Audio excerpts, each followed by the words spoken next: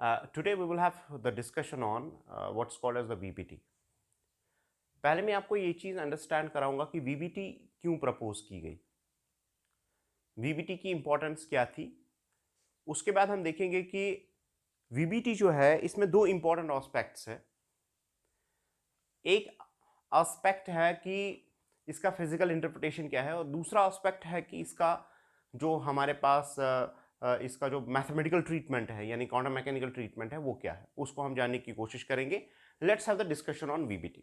देखिए क्या हुआ असल में, अगर हम देखेंगे हाइड्रोजन हाइड्रोजन बॉन्ड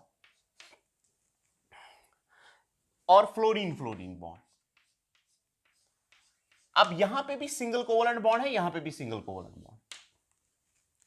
अब सिंगल कोवलेंट बॉन्ड होने के साथ साथ लिव्स ने एक तो कंसेप्ट ऑफ शेप्स नहीं बताया, जो कि मैंने आपको बोला कि which was explained by the VSEPR theory. दूसरी प्रॉब्लम जो लिव्स थ्योरी में थी वो ये थी कि जो बॉन्ड्स बनते थे, जो कोवलेंट बॉन्ड्स का फॉर्मेशन होता था, वहां पे वो इन टर्म्स ऑफ स्टेबिलिटी बात नहीं करता था। यानी इन टर्म्स ऑफ स्टेबिलिटी की बात क्या है कि अगर मैं आपसे पूछूंगा एक सिंपल सा क्वेश्चन लिव स्ट्रक्चर में कि मुझे बताओ कि क्या हाइड्रोजन हाइड्रोजन ज्यादा स्टेबल है कि फ्लोरीन फ्लोरीन ज्यादा स्टेबल, किसका बॉन्ड ज्यादा स्टेबल है, तो लिव्स थ्योरी का इस फॉर्मेशन के बारे में कोई भी चीज जो है वो नहीं बोलता था। दूसरी बात अगर हम देखेंगे, हमने देखा था कि molecules are more stable as compare to what we say in atoms. यहां पे जो बॉन्ड फॉर्मेशन होती है वो सिर्फ इस गर्ज से नहीं होती है कि जस्ट टू कंप्लीट ऑक्टेट और डुप्लेट, लेकिन जबकि यह देखा गया कि जब एक मॉलिक्यूल बनता है उसके पास कम एनर्जी होती है as compare to the atoms. अब ये डिक्रीज इन एनर्जी जो है वो कैसे एक्सप्लेन किया गया कि मॉलिक्यूल्स के पास कम एनर्जी है as compare to atoms, Lewis theory could not explain this. तो हम actually we are suggesting the drawbacks of the Lewis theory कि लिव्स थ्योरी में कौन कौन सा ड्रॉबैक है, जो कि प्राइमरली मैंने परसों भी आपको बोला कि जितनी भी थ्योरीज है they will all account for the behaviours that were not explained by the Lewis theory. हम ऐसा भी हो सकता है कि अब VBT में कुछ ड्रॉबैक्स निकलेंगे और वहां पे ड्रॉबैक्स जब निकलेंगे तो वो नेक्स्ट थ्योरी से एक्सप्लेन होगा। ठीक है, that's what we will be doing. तो पहली बात है कि बॉन्ड स्ट्रेंथ्स के बारे में कुछ बोला नहीं गया था, और दूसरी बात हम ये एक्सप्लेन करेंगे आज कि असल में जब बॉन्ड फॉर्मेशन होता है तब होता क्या है by using the what's called as the V. और दूसरी बात मैं आपके साथ शेयर करूंगा कि मान लीजिए आपके, मैं एक सिंपल सी एग्जांपल आपको देता हूं। मान लीजिए आपके पास एक मॉलिक्यूल है, ये आपके पास एक मॉलिक्यूल, ये हमारे पास एक मीथेन मॉलिक्यूल। दूसरी बात देखिए क्या देखा गया, ये जो बॉन्ड लेंथ्स है जिसको हम बॉन्ड लेंथ बोलते हैं, यानी एक एटम से लेके दूसरे एटम तक जो डिस्टेंस है उनके न्यूक्लियस के बीच में, that's called as the bond length. This is called as bond length. यहां पे देखा गया कि ये जो बॉन्ड लेंथ है, ये बॉन्ड लेंथ, ये बॉन्ड लेंथ और ये बॉन्ड लेंथ, ये मॉलिक्यूल में कैरेक्टरिस्टिक होता है, यानी ये एक पर्टिकुलर लेंथ होती है। अगर आप CH क्या बोलते हैं इसको, CH बॉन्ड देखोगे, ठीक है, किसी भी मॉलिक्यूल में CH सिंगल बॉन्ड, तो ये आपको कैरेक्टरिस्टिक मिलेगा। चाहे हम मीथेन की बात करेंगे, इथेन की बात करेंगे, प्रोपीन की बात करेंगे, प्रोपेन की बात करेंगे, मैं सिंगल बॉन्ड वाले, अगर ये डबल बॉन्डेड कार्बन के साथ जुड़ी होती है तो तब क्या हो सकती है। तो मसला यहां पे ये है कि जो लेंथ्स देखे गए, जो इंटरन्यूक्लियर डिस्टेंसेस देखे गए, they were characteristic for a particular, और उस चीज को भी Lewis theory could not explain it. तो इसलिए हमारे पास आया concept of VBT। How the concept of VBT explains the bond formation and the characteristic bond lengths. Let's try to understand this. ठीक है, let's have a discussion on this. Now what I will be doing is I will be taking a case of the simple molecule, that's hydrogen, formation of hydrogen bye VBT। और जब आप ये चीज सीखेंगे, यानी hydrogen पे हम अपनी VBT थ्योरी को कैसे एक्सप्लेन करेंगे, उसके बाद जिस किसी मॉलिक्यूल पे आपको अप्लाई करना होगा तो थ्योरी रिमेन्स द सेम, और there will be the complications, there will be the more of the wave functions that will be used, लेकिन जो थ्योरी है, बेसिक थ्योरी जो है, that will remain same. Is it clear? तो मैं explain करूंगा कि फॉर्मेशन ऑफ हाइड्रोजन वीबीटी कैसे एक्सप्लेन करता है? आप लिविस थ्योरी में आपने देखा कि हाइड्रोजन कैसे बनता है, लेकिन वीबीटी के थ्रू आप हाइड्रोजन को कैसे एक्सप्लेन करोगे, कैसे उसका फॉर्मेशन एक्सप्लेन करोगे? Let's try to understand the formation of hydrogen through VBT. Let's have this formation of hydrogen through VBT. देख लीजिए, पहली बात अगर मैं यहां पे लिखूंगा कि वीबीटी को जब मैं यूज करूंगा, this is hydrogen gas, this is hydrogen gas, and they are in atomic states, and they come closer with each other, and once they combine with each other and they form a H2 gas, they form hydrogen gas, and plus there is a release of energy. यहां पे जनाब energy release होगी, समझ आ रही है बात? Energy will get release. उस टाइम पे एनर्जी रिलीज आउट होती है. अब एनर्जी कितनी रिलीज आउट होती है? इट इज 435.8 किलो जूल पर मोल. This much amount of energy is released जब हाइड्रोजन मॉलिक्यूल बनता है. तो इसका मतलब यह है कि यहां पे इस मॉलिक्यूल के पास कम एनर्जी है, इनके पास ज्यादा एनर्जी है, इसके पास भी ज्यादा एनर्जी है.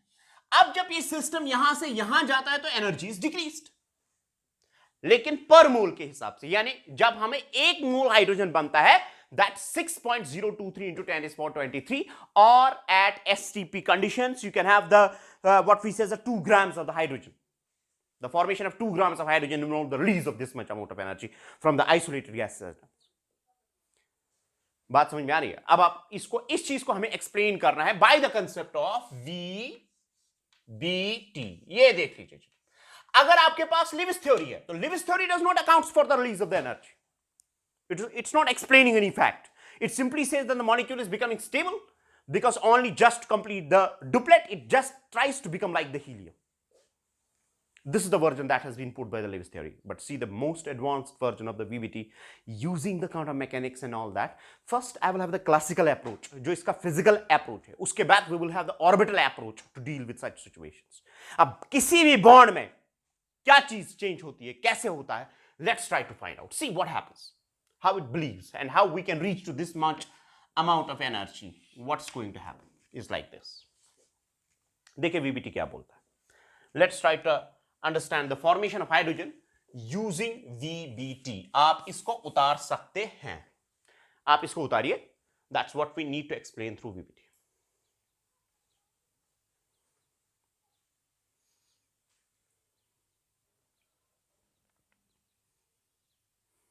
हो गया?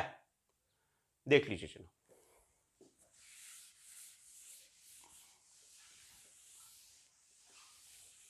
हम ऐसा करते हैं.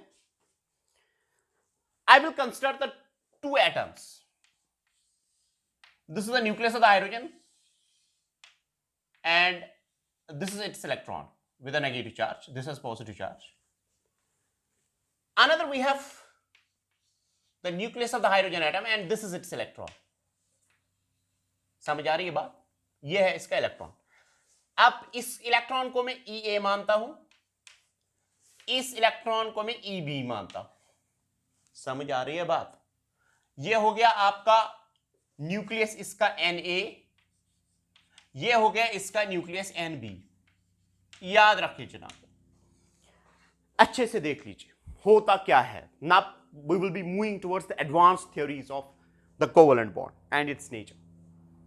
मुझे बताइए एक चीज, हमारे पास 2 एटम्स. अब कोई आपसे पूछेगा कि सर ये इलेक्ट्रॉन तो सेम है ना? तो आपने सर ए को ए रखा और दूसरे को बी रखा.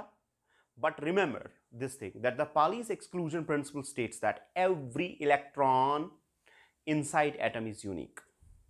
हर कोई इलेक्ट्रॉन एक एटम के अंदर यूनिक है, उसका एक अपना बिहेवियर है. You must be knowing that fundamental principle that if you have 3 quantum numbers same, they must differ in the 4th quantum number. Is it clear? तो अगर हम ऐसा करते हैं कि अगर हम मानते हैं, मैं थ्योरेटिकली ये मानने की कोशिश करूंगा कि ये 2 हमारे पास जो न्यूक्लियर है, they are present at infinity. अब इनफिनिटी का मतलब ये नहीं है कि एक चांद पे है और दूसरा जमीन पे है, no, it does not mean that. It simply means, मेरे कहने का मतलब यह है कि यहां पे nucleus B interacts with its own electron, while as nucleus A interacts only with its own electron. So there is no interaction between them. जैसे कि दो अजनबी लोग होते हैं जो आपस में नहीं जानते हैं, अगर ये नजदीक से मतलब जो आपस में इनका कोई नाता नहीं है, ठीक है, ये बात कुछ नहीं करते हैं, तो अपनी जगह पे हर कोई इंटरैक्ट करता है, अपने हिसाब से हर कोई जीता है। तो ऐसे एक सिस्टम को हम ये मानते हैं कि they are suppose to be at infinity since there is no interaction between them. This is the simple meaning of what is called as the mathematical interpretation of infinity. Is it clear? अब देखिए होता क्या है। अब हम यहां पे इनके बीच में internuclear distance, let us suppose there is an internuclear distance like this, and we will measure that internuclear distance by r. This is an internuclear distance between the two nucleus. अब ये देख लीजिए, हमारे पास अगर बॉन्ड फॉर्मेशन करनी है, यानी bond बनाना है, तब जाके ये एटम्स जो है इनको आपस में नजदीक आना है। समझ आ रही है बात? क्योंकि जब भी बॉन्ड फॉर्मेशन होगी, जब भी बॉन्ड बनेगा किसी भी मॉलिक्यूल में, उसके लिए इंपॉर्टेंट है कि approach, there should be the atoms, they should approach with each other. ये नहीं कि एक अपनी जगह पे रहेगा और दूसरा उसको अप्रोच करेंगे, नहीं, सिंपली एक दूसरे को उनको अप्रोच करना है। There is a tremendous variation inside these atoms at that time when they have to form the bond formation. बराबर चीज है पॉइंट का। The similar situation happens when there is a marriage in the practical world. आप देखिए कितने arrangements करने पड़ते हैं। उसी तरह बिल्कुल जब आपस में ये एटम्स अप्रोच करते हैं तो there is a tremendous energy change that's undergoing at that time. It's not a simple change that you have to believe. ठीक है,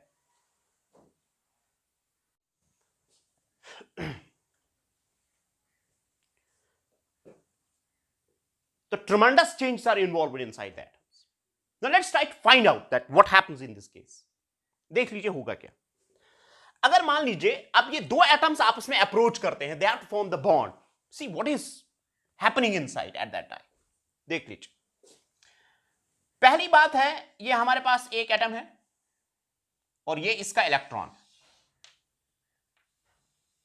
अब मैं थोड़ा इनको कोशिश करूंगा नजदीक लाने की। अब किस डिस्टेंस तक ये आएंगे वही हमें समझना है। यहां पे दूसरा इलेक्ट्रॉन है, तो ये मैंने बोला कि it's B, this is N B,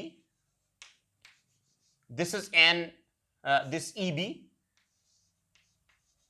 and this is N A, and this is E A, यानी इलेक्ट्रॉन ऑफ दिस फर्स्ट। देख लीजिए, जब ये एटम्स आपस में अप्रोच करते हैं एक उस डिस्टेंस तक जहां पे इंटरैक्ट कर सकेंगे, now they are not present at infinity. Now what is happening is their radius is actually internuclear distance is decreasing. You can find out. देख लीजिए, मैं आपको पहला वाला कोर्स में देखिए, अगर आप पहले वाले आर में देखोगे तो आर जो है वो काफी ज्यादा है, लेकिन कंटिन्यूअसली जब इनको बॉन्ड बनाना होगा एटॉमिक स्टेट में, जब इनको आपस में जो है मॉलिक्यूल बनाना होगा, continuously that energy that distance decreases. It decrease up to what time, up to what extent it can decrease. See what happens. अब जब ये नजदीक आए, अब नई चीजें होने लगी। मुझे बताओ पहले क्या होता था? पहले Na was interacting with Ea only. Then there was Nb that was interacting with Eb only. है कि नहीं? So there was no new interaction when they were at infinity. Now the interaction is going to begin and there will be some more interactions which are undergoing inside a system. अब देखिए जनाब होता क्या है, जब ये atoms आपस में अप्रोच करते हैं तो उस टाइम पे हो क्या रहा है, अंदर कौन कौन सी चेंज हो रही है। पहली इंटरेक्शन, एक नई इंटरेक्शन स्टार्ट हो जाएगी, that is Na is going to interact Eb. See, this is the new interaction. Now the nucleus of the first, this nucleus is going to interact with the electron of this. इसके साथ interact करें, एक नई interaction start हो गई। अपने nucleus कोई attraction दे ही रहा है, उसमें कोई प्रॉब्लम नहीं है, लेकिन अब नई इंटरेक्शन स्टार्ट हो जाएगी that the nucleus of the first is going to interact with the electron of the second. The second interaction is going as यहां पे मैं इसका इलेक्ट्रॉन डिनोट करूंगा, तो ये NB इसके साथ इंटरेक्ट करेगा। तो इसका मतलब यह है कि पहले हमारे पास NB was interacting with EB, now the NB is interacting with EA। वो समझ आ रही है बात? और इन इंटरैक्शंस का नेचर क्या होगा? They will be attractive in nature, this will be attractive in nature, this will be attractive in nature. So what you can infer is that when the atoms come closer with each other, there has been the attraction, the new type of attraction has come into play. Is it clear? But not only that, the world is dominated by shaitan as well. ठीक है, आप देख लीजिए जनाब दूसरा माजरा क्या हो जाएगा। आपको क्या लगता है कि बॉन्ड फॉर्मेशन में देयर इज ओनली अट्रैक्शन? अब देख लीजिए दूसरी चीज क्या होगी। अब नई इंटरेक्शन स्टार्ट हो जाएगी, that the electron of EA and the electron of EB they will have the repulsive forces to interact with each other. There will be the repulsion, जो कि पहले था ही नहीं। वो समझ आ रही है बात? इसी तरह तो electron of one repels with electron of another, और दूसरी बात Na will be repelling with NB. So there is actually new repulsion is going to begin with, जो पहले था ही नहीं। अब इसका मतलब यहां पे ये है कि हमारे पास अगर आप देखोगे, हमारे पास 4 अट्रैक्टिव टर्म्स हैं, और 4 अट्रैक्टिव टर्म्स के अगेंस्ट हमारे पास 2 रिपल्सिव टर्म्स हैं। यानी एक बॉन्ड फॉर्मेशन जब भी होता है, जब भी एटम्स को इंटरैक्ट करना होता है, उस टाइम पे दोनों यानी attractive forces as well as repulsive forces dominate at this point. Is it clear? So there is an attraction as well as repulsion that's there prevailing. So whenever the atoms approach, whether it's a single atom that's approaching to the another atom, or whether it is a single atom approaching around the central atoms, there are many atoms that are approaching. There are attractive forces inside that system as well as the repulsive forces. Now the bond formation, if it's going to happen, will be dominated by, आप खुद ही बोलेंगे जी, कौन इसको dominate कर सकता है? क्या अगर आपके सिस्टम में रिपल्शंस ज्यादा होंगे, यानी दूर भागने की टेंडेंसी ज्यादा होगी, क्या उस टाइम पे बॉन्ड फॉर्मेशन हो सकती है? कि या अट्रैक्टिव फोर्सेस अगर ज्यादा होंगी तो उस टाइम पे बॉन्ड फॉर्मेशन हो सकती है? ये आपको डिसाइड करना है, ठीक है? लेकिन ये सिस्टम डिसाइड करता है और फंडामेंटल प्रिंसिपल्स डिसाइड करते हैं। जो अल्लाह ताला ने बनाए हैं वही fundamental principles they come into play and they decide the facts by itself. And it's the nature version of the chemical bond that there's an attractive forces as well as repulsive forces that are actually operating, and another net force which whosoever dominates decides the things.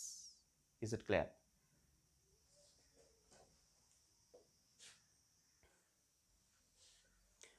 वो समझ आई बात? यानी जब भी molecule का formation होता है, there are attractive as well as what forces, repulsive forces are interacting और ऑपरेटिंग इनसाइड अ सिस्टम। समझ आ रही है बात? लेकिन अगर 2 एटम्स आपस में नजदीक आ रहे हैं, अगर attractive force, if F attractive is slightly greater than, it's greater than F repulsive force, ये कंडीशन बनती है। अगर जब एटम से अप्रोच आपस में करते हैं, तो अगर उनके बीच का जो अट्रैक्शन है वो डोमिनेट करता है over repulsions, then these systems are going to combine and it results in the formation of the bond. But if it's not like this, that the attractive force is not dominating the repulsive force, well as the repulsive force is in real sense dominating the attractive force, then believe me, bond formation is not going to happen. Never and ever. Is it clear? But see, एक चीज याद रखें, जब ये attraction dominate करती है वो repulsion, उस टाइम पे सिस्टम में, अब मुझे बताइए, this energy is because of the configuration. वो है कि नहीं? कॉन्फ़िगरेशन की वजह से आपस में नजदीक नजदीक नजदीक नजदीक, they are changing their positions. When something is changing their positions, which energy you believe to be changed? बताइए। अगर मान लीजिए कोई मॉलिक्यूल आपस में अपनी position with respect to change कर रहे हैं, तो उस टाइम पे कौन सी एनर्जी चेंज हो रही है? काइनेटिक होगी कि पोटेंशियल होगी? ठीक है, देखा जाए तो काइनेटिक टर्म्स भी इंक्लूड हो सकती है, ठीक है, लेकिन प्रैक्टिकली अगर हम देखेंगे, जिस एनर्जी का जो मेजर चेंज होता है, that's the potential energy change at that time. What should happen to the potential energy? Because potential energy is actually the function of the internuclear distance. पहले बहुत ज्यादा थी, उस टाइम पे क्या होनी चाहिए, जब ये नजदीक नजदीक नजदीक नजदीक आने चाहिए, जब इनका डिस्टेंस डिक्रीज करेगा तो उस टाइम पे क्या होना चाहिए. को समझ आ रही है बात?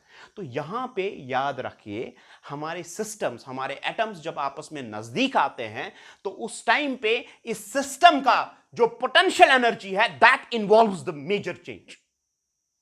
और अट्रैक्टिव फोर्सेस जब भी सिस्टम में होते हैं तो उस टाइम पे पोटेंशियल एनर्जी शुड डिक्रीज.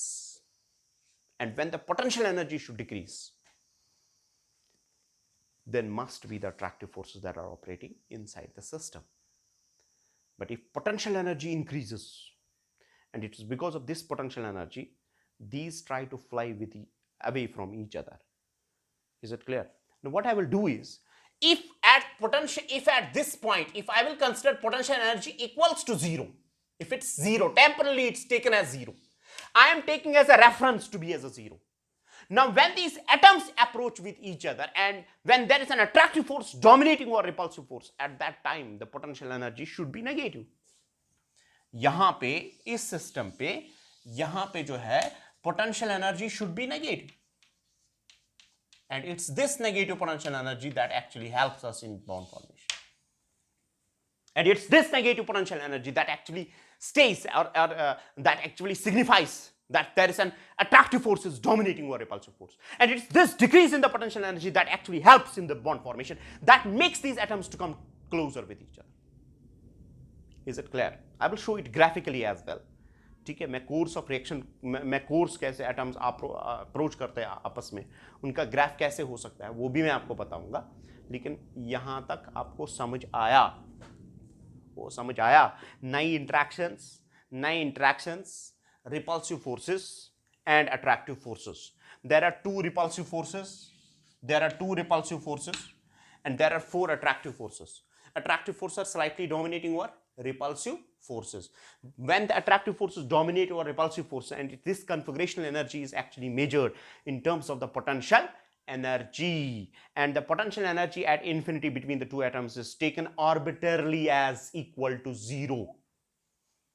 ठीक है, there is a very little role of the kinetic energy change. So that's the reason when the bond formation occurs, it hugely and majorly depends upon the potential energy of the atoms, and there is a decrease in the potential energy when the system approaches with each other. Is it clear?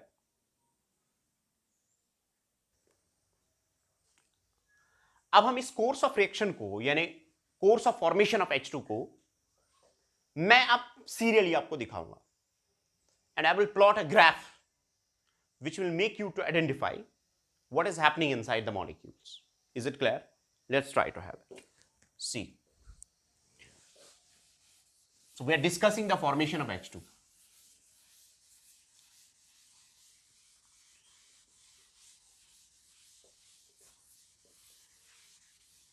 अपने text को अपने सामने रखिए और उसके बाद वहां पे पढ़िए, देखिए आपको कितना समझ आ रहा है. ठीक है, ये देख लीजिए. This is one atom and this is its nucleus.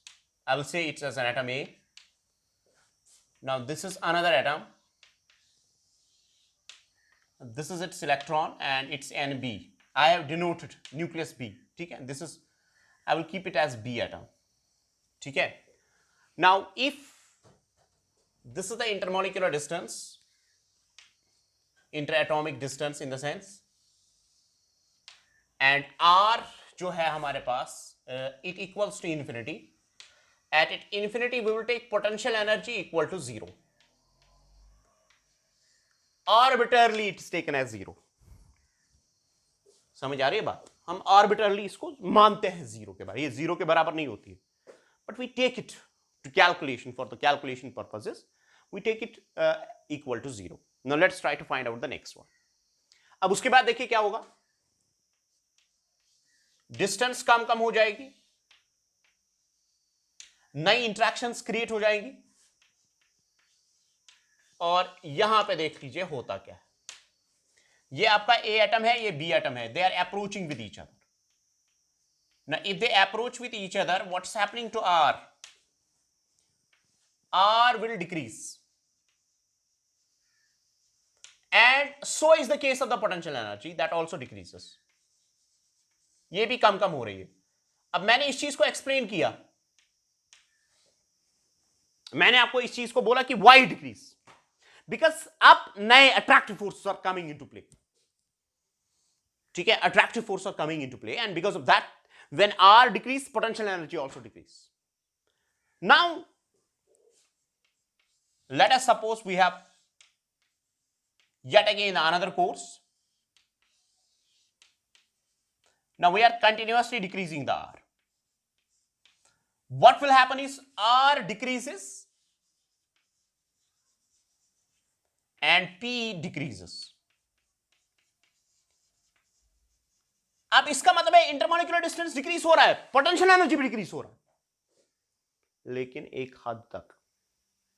अल्लाह ताला ने हर किसी चीज की एक हद रखी है, और एटम्स की भी एक हद रखी है. Beyond that, by decreasing R you can not decrease potential energy further. और ये चीज दुनिया की स्टेबिलिटी को एक्सप्लेन करता है. अब देख लीजिए कैसे. अब मान लीजिए हमारे पास एक डिस्टेंस है,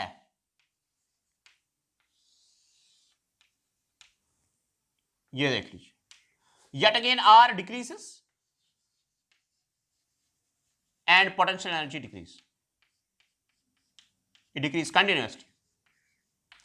लेकिन अगर मैं ग्राफिकली इस चीज को एक्सप्लेन करूंगा तो ऐसा हो सकता है. देख लीजिए, I will show it graphically. मैं थोड़ा बोर्ड जो है इस साइड यूज करूंगा. पहले आप इसको उतारिए, there is a decrease in this. ठीक है, then I can show it graphically that what happens. देख लीजिए जनाब. So R decreases, potential energy decreases, but क्या ये डिक्रीज कंटिन्यूअस है? I will plot a graph. मुझे बताओ कौन कौन सी दो चीजों के बीच में मैं ग्राफ डालूंगा, आपको खुद ही पता चलना चाहिए. There is a decrease of potential energy with respect to R, so they two become the functions. One is the R, another is the potential energy. So I will have the plotting. I will plot from one side potential energy. यहां से मैं potential energy को लेता हूं इस axis पे, और ऑर्बिटली मैं यहां पे 0 मानता हूं. यहां से पॉजिटिव मींस रिपल्शंस, यहां से नेगेटिव. और इस एक डिस्टेंस पे मैं R लेता हूं. समझ आ रही है बात? So I am plotting a simple graph between the potential energy and the internuclear distance between the atoms. मुझे बताइए होता क्या है? R इस ओर इंक्रीज हो रहा है. This is the direction of increase of the R. मान लीजिए R यहां पे काफी ज्यादा है, यानी इंफिनिटी. मुझे बताओ इंफिनिटी पे क्या है? इंफिनिटी पे अगर हम देखेंगे, potential energy is taken equal to 0. Infinity का मतलब क्या है? मैंने आपको समझाया कि एटम्स आपस में इंटरैक्ट नहीं करते हैं. वो कौन सा डिस्टेंस होता है? Non interacting distance. वो काफी ज्यादा डिस्टेंस होता है. समझ आ रहा है? अब यहां पे देख लीजिए, धीरे धीरे देखो होगा क्या. धीरे धीरे जनाब ये आर जो है ना, ये कम कम हो जाएगा. क्या हो जाएगा? कम कम. लेकिन पोटेंशियल एनर्जी भी कम कम हो जाएगी. तो पहले हमारे पास ये देख लीजिए, ये सी. अगर मैं परपेंडिकुलर डालता हूं, R is moving towards this side, so is the potential energy that decreases. वो समझ आ रही है बात? इसी तरह नेक्स्ट, उसी तरह नेक्स्ट. मैं थोड़ा इस ग्राफ को ऐसे डिनोट करता हूं. ठीक है, मैं इसको ऐसे ऐसे ऐसे ऐसे ऐसे ऐसे ऐसे ऐसे ऐसे मैक्सिमम डिक्रीज डिफरेंशिएशन पढ़ी है आपने, और उसके बाद इट गोज लाइक दिस. अब देखिए इसको हम थोड़ा रीड करेंगे. R decreases, potential energy decreases. हो रहा है कि नहीं हो रहा है? Decreases from this side. New interactions are beginning. R decreases, potential energy decrease. Now there is a particular R, ओ जनाब एक पर्टिकुलर आर है हर किसी बॉन्ड में, एक पर्टिकुलर आर है, उस पर्टिकुलर आर पे maximum decrease, this is called as bond length. और इसको क्या बोलते हैं, this is called as the bond length, and there is a maximum decrease of the potential energy of the system. अब इसमें in the sense maximum change होगा अगर आप एक टेंजेंट डालोगे इस कर्व पे, वो समझ आ रही बात है, if you put a curve tangent on this curve, the differentiation of that tangent will be equal to 0, means that there's a maximum decrease, initial and final points आपस में काफी क्लोज है, और अगर मैक्सिमम डिक्रीज इस distance पे है तो यही एक पर्टिकुलर डिस्टेंस होती है जिसको हम बॉन्ड लेंथ बोलते हैं, और ये हर किसी बॉन्ड में कैरेक्टरिस्टिक होता है, और हर किसी बॉन्ड का जो उसका जो बॉन्ड एनर्जी होता है डिक्रीज करने का, वो भी कैरेक्टरिस्टिक होता है। That signifies us there's a characteristic bond length and a bond energy decrease of the energy particular for a particular bond। यानी इसका मतलब यह है कि अगर हाइड्रोजन हाइड्रोजन हमारे पास बनते हैं तो इनके बीच का जो डिस्टेंस है जहां पे ये बॉन्ड फॉर्मेशन करेंगे वो एक कैरेक्टरिस्टिक डिस्टेंस होगा, तो हर कोई डिस्टेंस नहीं हो सकता है, और उस कैरेक्टरिस्टिक डिस्टेंस को जहां पे इसकी पोटेंशियल एनर्जी मिनिमम होती है वो सिर्फ एक ही डिस्टेंस हो सकता है, and that will be an equilibrium distance between the two atoms. जहां पे इसका कैरेक्टरिस्टिक डिस्टेंस होगा between the two nuclei, an equilibrium characteristic distance between the two nuclei where there is a minimum potential energy when they have approached with each other, and that's called as the bond length, and the maximum decrease of the energy is called as bond dissociation energy। उसके बाद अगर आप इनको अंदर लाने की कोशिश करोगे, do you know what happens? If you slightly decrease the radius there, it upshoots, potential energy increase।